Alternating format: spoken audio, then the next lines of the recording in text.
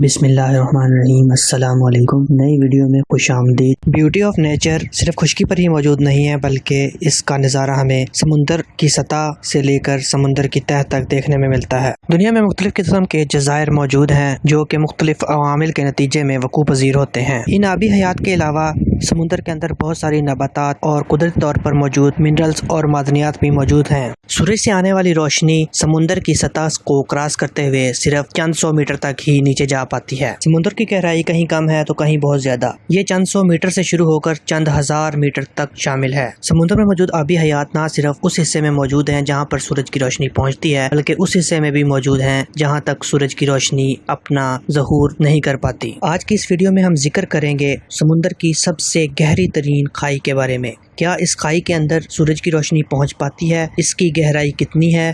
کیا سمندر کے اس حصے میں زندگی ممکن ہے؟ اور یہاں پر سمندر کی گہرائی کتنی ہے؟ مکمل معلومات کے لیے ویڈیو کو سکپ کیے بغیر آخر تک ضرور دیکھیے۔ پیسیفک سمندر کے اندر تقریباً 200 کلومیٹر کے فاصلے پر ایک جگہ ایسی موجود ہے جہاں پر سمندر کی گہرائی سب سے زیادہ ہے۔ یہاں پر ایک ٹرنچ موجود ہے۔ اس ٹرنچ کو ماریانا ٹرنچ کے نام سے جانا جاتا ہے۔ یہ ٹرنچ یا کھائی ماریانا آئی لینڈ کے پاس موجود ہے۔ اس ٹرنچ کی ایک مخصوص شکل ہے جس کو کریسنٹ سے متشابہ سمجھا جاتا ہے۔ یہ ٹرنچ دنیا کی سب سے زیادہ گہری کھائی ہے اور یہاں پر سمندر کی گہرائی سب سے زیادہ ہے۔ اس ٹرنچ کی لمبائی 2550 کلومیٹر جبکہ اس کی چوڑائی 69 کلومیٹر تک ہے۔ اس ٹرنچ کے اندر ایوریج گہرائی 10,984 میٹر تک ہے، جبکہ اسی کھائی کے اندر موجود ایک مخصوص مقام پر یہ گہرائی، جس کو چیلنجر ڈیپ کے نام سے جانا جاتا ہے، 11,034 میٹر تک ہو جاتی ہے۔ ماؤنٹ ایوریسٹ جو کہ دنیا کا سب سے بلند ترین پہاڑ ہے، اس کی ہائٹ تقریباً 8,000 میٹر تک ہے۔ اگر اس پہاڑ کو اٹھا کر اس ٹرنچ کے اندر رکھ دیا جائے تو بھی اس کی سب سے پیک والی چوٹی تقریباً 7,000 فٹ پانی کی سطح سے نیچے موجود رہے گی۔ اس ٹرنچ کے اندر پانی کا دباؤ تقریباً 1086 بار تک ہوتا ہے، جو کہ نارمل سطح پر موجود دباؤ سے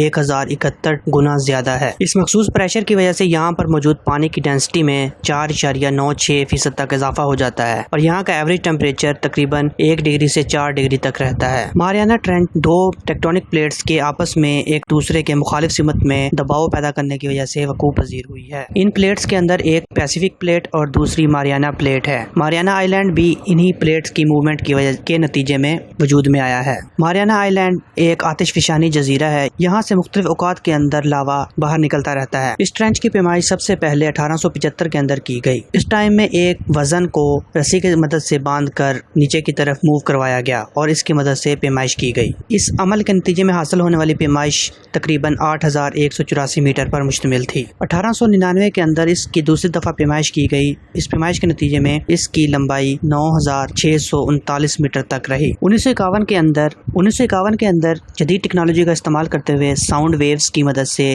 سروے کیا گیا اور اس کی پیمائش تقریباً 10,900 میٹر تک رہی۔ یہ موجودہ دور کے سرو کی مدد سے حاصل ہونے والی پیمائش کے قریب ہے۔ 1960 کے اندر ایک سب میرین کو اس ٹرنچ کے اندر بھیجا گیا جس کے اندر 2 افراد موجود تھے۔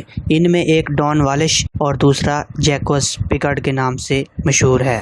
یہ دونوں وہ پہلے افراد تھے جنہوں نے دنیا کی سب سے گہری ترین کھائی کے اندر پہنچنے کا اعزاز حاصل کیا۔ یہ ایک یادگاری سفر تھا۔ اس سفر کے نتیجے میں ہمیں یہ معلومات بھی حاصل ہوئی کہ اتنی زیادہ گہرائی کے اندر جہاں پر نہ تو سورج کی روشنی پہنچتی ہے اور نہ ہی وہاں پر کسی قسم کی لائٹ موجود ہے، اس کے باوجود اتنے اندھیرے اور اتنے پریشر کے اندر بھی حیاتیات اور زندگی موجود ہے۔